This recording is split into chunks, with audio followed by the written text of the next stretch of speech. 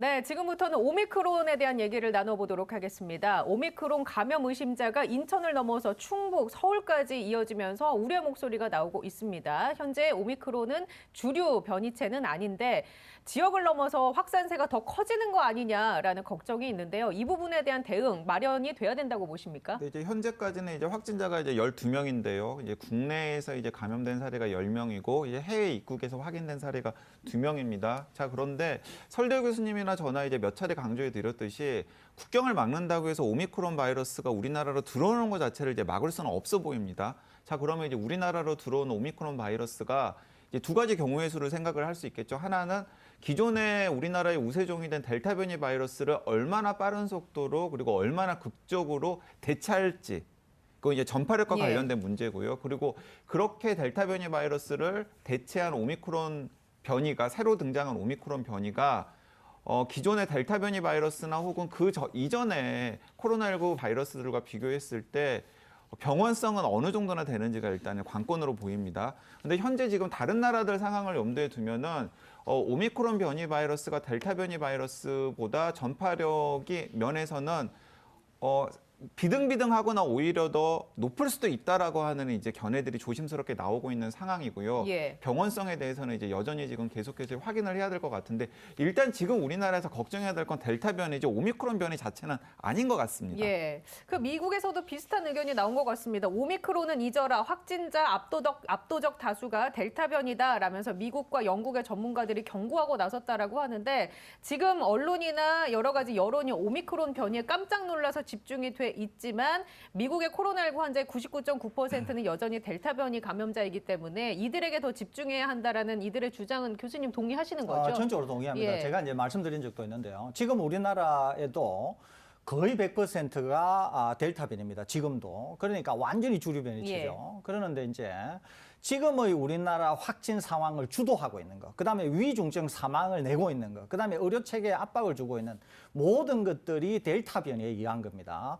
오미크론이 델타 변이를 몰아내고 주류 변이체가 되는데 얼마나 시간이 걸릴지조차도 모르고 심지어는 그런 일이 벌어질지 안 벌어질지 예단하기도 어렵습니다. 그렇기 때문에 지금 당장은 모든 역량을 다 투입해서 지금의 델타 변이를 통제하고 위중증 사망을 막는 것이 중요하지. 지금 당장은 오미크론이 우리에게 주는 위협은 거의 없다 이렇게 볼 수 있습니다. 또 하나는 심지어 오미크론이 주류 변이체가 되어서 델타 변이를 몰아내고 완전히 전 세계를 장악한다고 하더라도 제가 이 방송에서 말씀드린 것처럼 첫째, 델타 변이 때보다 상황은 더 좋아질 거다라고 하는 점.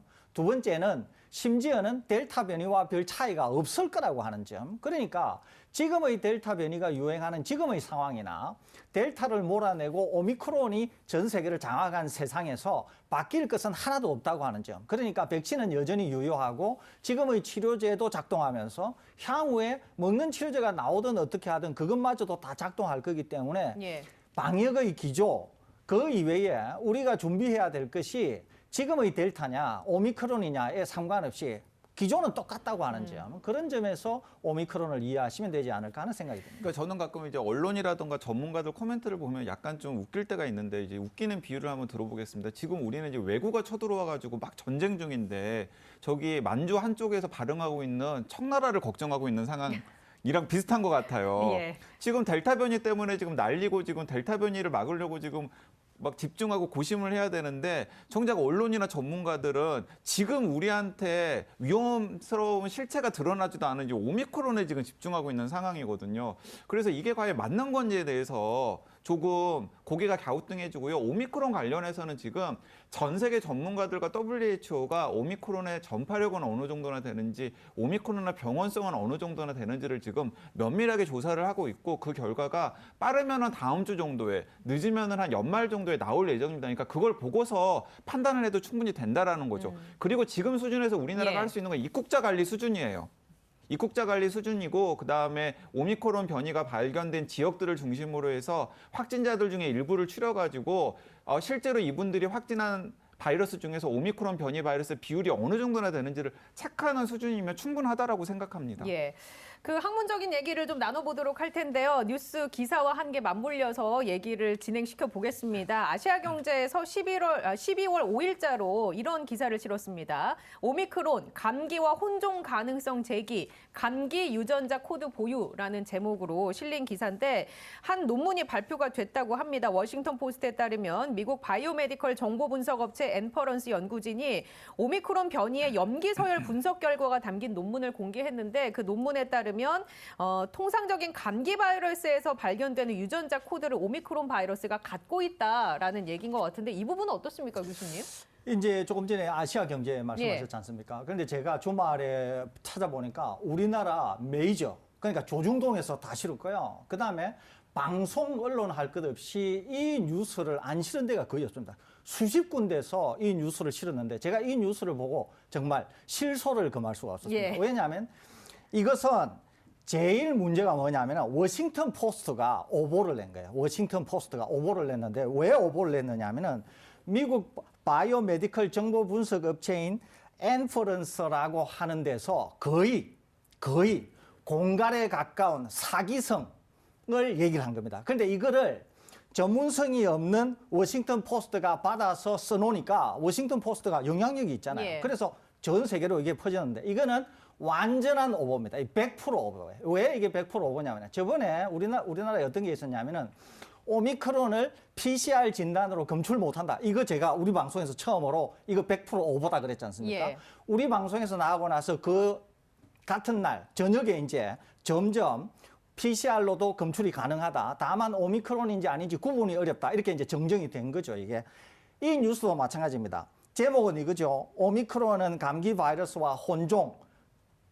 이거 완전 틀린 겁니다. 왜 틀렸느냐 하면은 이거는 첫째, 기전상으로 일어날 수 없는 일입니다. 그러니까 과학적으로 일어날 수 없는 예. 일. 아예 불가능합니다. 이거는 impossible, 불가능한 일이에요. 불가능한 일을 일어날 수 있다고 얘기했는데 이것도 추정입니다. 추정. 그럴 거라고 추정했는데 추정마저도 틀렸다는 거예요. 이거는 추정의 영역도 아니에요. 왜 아니냐 하면 이것 때문에 그렇습니다. 첫째 하나, 이게 혼종이 되려고 하면은 그러면 혼종이 어떻게 되냐라고 하는 걸 설명을 드리겠습니다.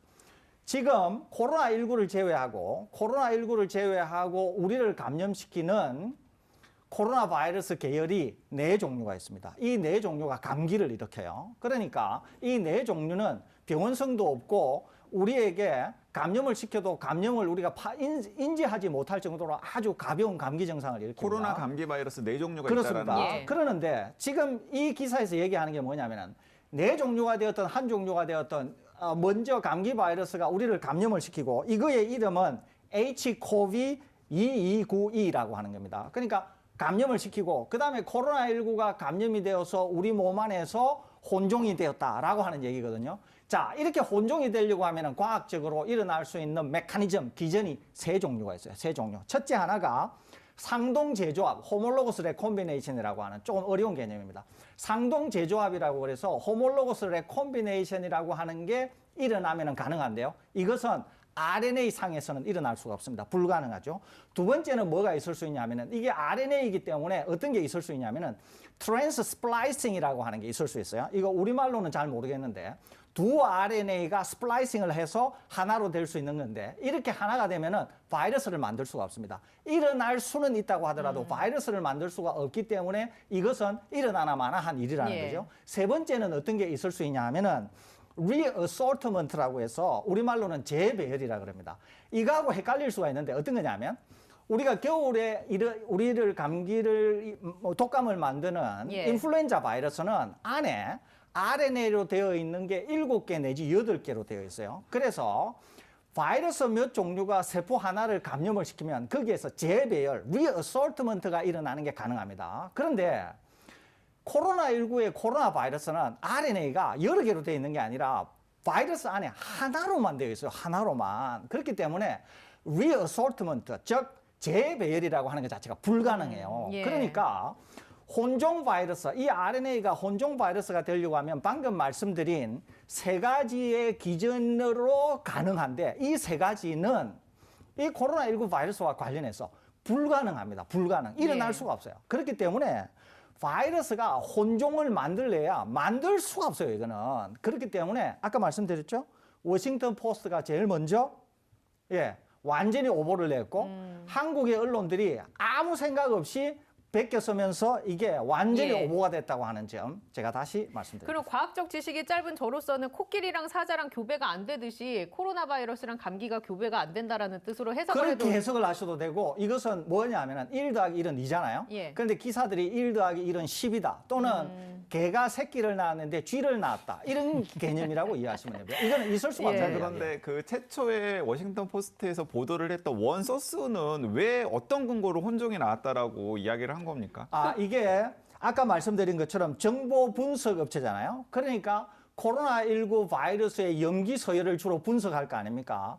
그러니까 이 회사가 자사의 어떤 분석 기술이나 분석 기법 이런 데에 대한 가치 제고를 위해서 일종의 오보를 낸 것으로 보입니다. 이게. 일종의 홍보를 한 거네요. 일종의 홍보를 한 건데 이 홍보를 한 거를 얘들은 어떤 이해관계가 있으니까 홍보 차원에서 일종의 그런 추정을 얘기했을 수 있겠죠. 그런데 이제 코로나19가 워낙 민감한 사안이고 특히 오미크론은 소위 말해서 언론들이 어떤 소스가 있으면 기사화하려고 하는 경향이 있잖아요. 그런데 보니까 새로운 이론이잖아요. 새로운 거잖아요.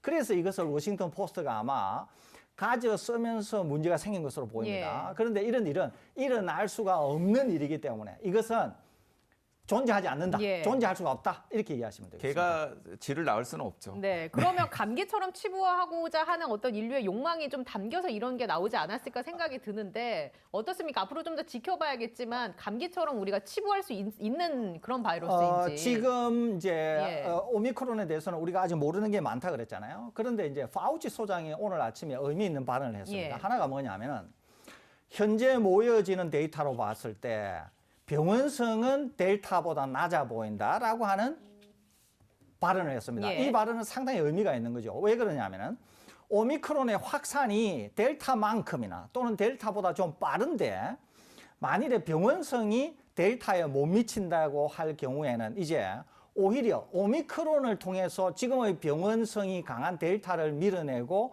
오히려 훨씬 가벼운 코로나19를 겪을 가능성이 있기 때문에 그런 점에서 파우치 소장이 말하는 것이 사실이라고 하면은 오히려 오미크론이 정말 크리스마스 선물이 될 수 있다고 하는 점에서 아직은 모르는 것이 많습니다만 좀 더 지켜보면은 확인이 드러날 것으로 생각이 됩니다. 과학적 사실이 계속 밝혀지면 저희가 프로그램을 통해서 언급을 하고 궁금증도 실시간으로 해결을 해드리겠습니다. 유튜브 실시간 채팅창으로 궁금증도 남겨주시기 바랍니다.